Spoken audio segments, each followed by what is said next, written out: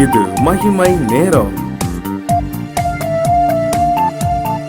பிதாவாகிய தேவனாலும் கர்த்தராகிய இயேசு கிறிஸ்துவினாலும் உங்கள் எல்லாருக்கும் கிருபையும் இரக்கமும் சமாதானமும் உண்டாவதாக.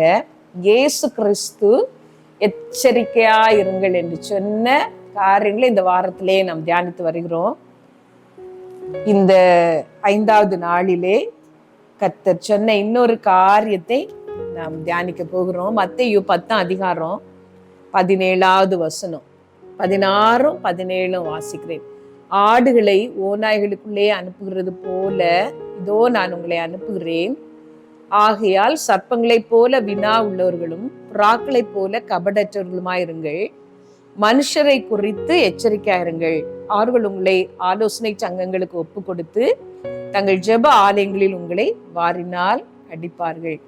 மனுஷரை குறித்து எச்சரிக்கையாயிருங்கள். இயேசு கிறிஸ்து நாம் எச்சரிப்பாய் இருக்க வேண்டும் என்று சொன்ன இன்னொரு காரியம் மனுஷரை குறித்து. மனுஷரோடு பழகாமல் நாம் இந்த உலகத்திலே வாழவே முடியாது. ஆனால் அது ஒரு கடினமான ஒரு காரியம். மனுஷரோடு நாம் உறவு கொள்ளும் பொழுது நாம் எச்சரிப்பாக இருக்க வேண்டும் என்று வேதவசனம் சொல்லுகிறது. மனுஷரோடு உள்ள நம்முடைய பழக்க வழக்கங்களிலே நாம் தப்பாகும் பொழுது, தவறும் பொழுது கர்த்தருக்கு முன்பாக நாம் குற்றவாளிகளாக நிற்போம்.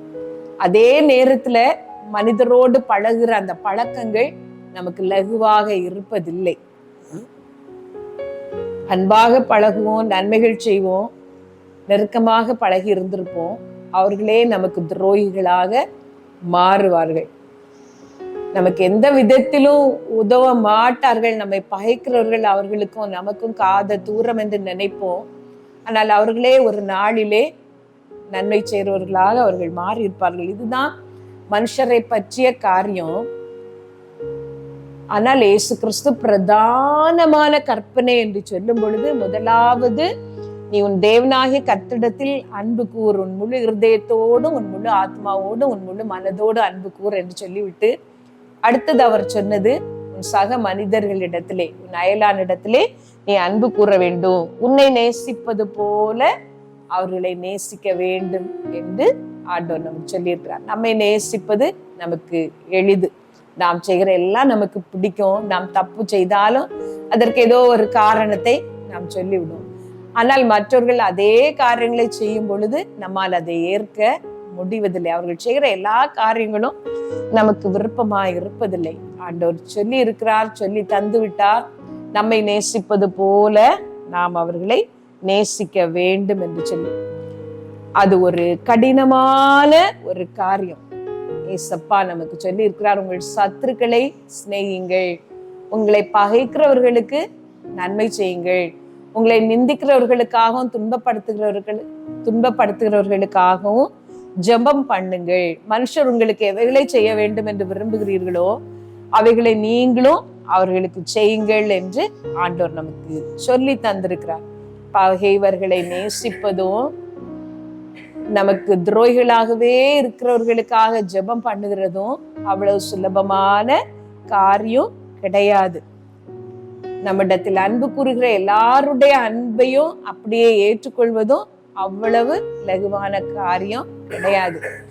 ஒரு உள்நோக்கம் இல்லாமல் மனிதர் நம்மிடத்திலே அநேகமாக அன்பு காட்டுவதில்லை. அந்த அன்பு இயேசு கிறிஸ்துவிடம் மட்டும்தான் உண்டு. ஒரு உள்நோக்கமும் இல்லாமல், நம்மிடத்திலிருந்து எதையோ எதிர்பார்க்காமல், நமக்கு எல்லாவற்றையும் செய்ய வேண்டும், நம்மை அவரை போல மாற்ற வேண்டும் என்று உள்ளான அன்போடு நம்மிடத்திலே வருகிறவர் இயேசு கிறிஸ்து ஒருவர் தான். ஆனா வேத வசனம் சொல்லுகிறது, எல்லாரையும் நாம் நேசிக்க வேண்டும், புறாக்களை போல நாம் கபடற்றவர்களாக இருக்க வேண்டும், ஓநாய்களை போல வினா உள்ளவர்களாக இருக்க வேண்டும். இந்த உறவுகளிலே நாம் தவறி விடாதபடி நம்மை நாம் காத்துக்கொள்ள வேண்டும் என்று வேதவசனம் சொல்லுகிறது. மனுஷரை குறித்து எச்சரிக்கையா இருக்க வேண்டும் என்று வேதவசனம் சொல்லுகிறது. இயேசு கிறிஸ்துவனிடத்திலே மற்ற ஜனங்களை பற்றி சொல்லும் பொழுது அவர் ஒருவரையும் நம்பி இணங்கவில்லை, ஏனெனில் மனுஷர் உள்ளத்தில் இருப்பதை அவர் அறிந்திருந்தார் என்று வேதவசனம் சொல்லுகிறது. நமக்கு அப்படி அறிய முடியாமல் போகிறது நிமித்தமே அநேகமான இடங்களிலே நாம் ஏமாந்து விடுகிறோம். மனுஷரை குறித்து நாம் எச்சரிக்கையா இருக்க வேண்டும். வேத வசனம் நமக்கு சொல்லுகிறது அதுதான். மனுஷரோடு நாம் பழக வேண்டியதும் அவசியமாக இருக்கிறது. வேதத்துல நாம் பார்க்கும் பொழுது இயேசு கிறிஸ்துவோடு நெருங்கி பழகின ஒரு சீஷன் தான் பேதுரு. காவிலும் சாவிலும் உம்மை பின்பற்றி வர நான் ஆயத்தமா இருக்கிறேன் என்று சொன்னார். எல்லாரும் விட்டு போனாலும் நான் போகவே மாட்டேன் என்று சொன்னார். ஆனால் முதலாக அவனை நான் அறியேன் என்று சபிக்கவும் சத்தியம் பண்ணவும் செய்தது அந்த பேதுரு தான். இதுதான் மனுஷ இயல்பு, இதுதான் மனுஷ சுபாவம். ஆனால் ஆண்டவர் அவனை பார்த்து, அந்த பேதுரை பார்த்து கேட்கிறார், நீ என்னிடத்திலே அன்பாயிருக்கிறாயா, இவர்களிலும் அதிகமாய் அன்பாயிருக்கிறாயா என்று கேட்டார். அப்படி துரோகியான ஒரு மனுஷனுக்குள்ளாலேயும் அவரை நேசிக்கிற ஒரு அன்பு இருந்ததை அவர் கண்டு கொண்டார். சர்ப்பங்களை போல வினா உள்ளவர்களாக நாம் இருக்க வேண்டும். அதே நேரத்துல கபடற்றவர்களாக நாம் இருக்க வேண்டும். இவர்கள் இப்படித்தான் நடந்து கொள்வார்கள், இப்படி எல்லாம் செய்யலாம், இவர்களுடைய அன்பும் உறவும் இப்படி மாறி போகலாம் என்று நமக்கு தெரிந்திருக்க வேண்டும். அதே நேரத்திலே அவர்கள் மீது கசப்போ வெறுப்போ வராத ஒரு கபடற்ற இருதயம் நமக்கு இருக்க வேண்டும். அது கர்த்தர் தான் நமக்கு தர முடியும். ஆண்டவரோடு கூட இணைந்து நாம் மனிதர்களோடு பழகும் பொழுதுதான் அந்த உறவுகளிலே நாம் நிலைக்க முடியும்.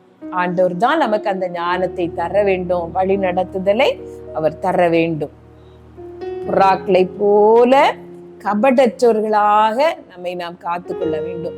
மனிதரோடுள்ள உறவுகளிலே அதிகமாக நம்மை பாதிப்பது மனிதர் நமக்கு செய்கிற தீமைகள், அவர்கள் நமக்கு தருகிற கஷ்டங்கள்.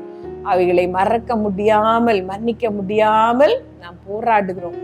ஆனா மனிதரோடு உள்ள அந்த உறவுகளிலே நமக்கு அதிகமாக இருக்க வேண்டிய ஒரு சுபாவம், மற்றவர்களை மன்னிக்க நாம் பழக வேண்டும். முழுவதுமாக மன்னித்து அதை ஆண்டவரிடத்திலே நாம் விட்டு விட வேண்டும்.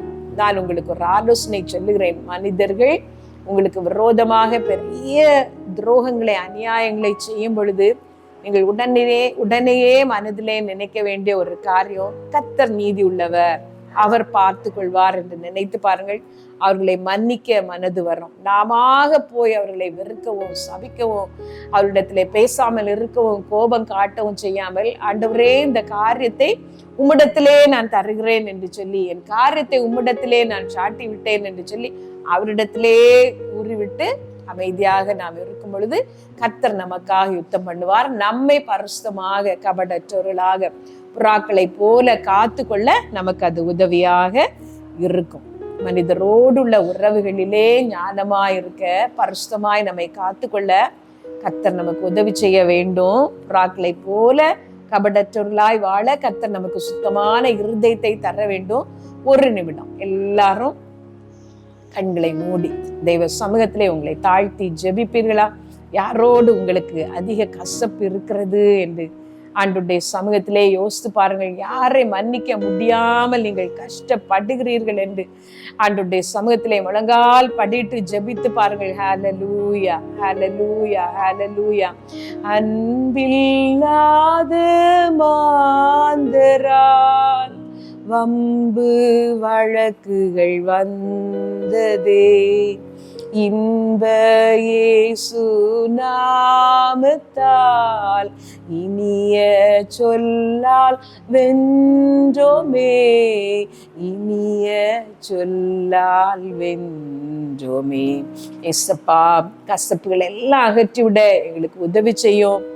மனிதரை குறித்து எச்சரிக்கையா இருக்கவும், அதே சமயத்திலே எங்களை பரிசுத்தமாய் காத்துக்கொள்ளவும் எங்கள் எல்லாருக்கும் உதவி செய்யும்.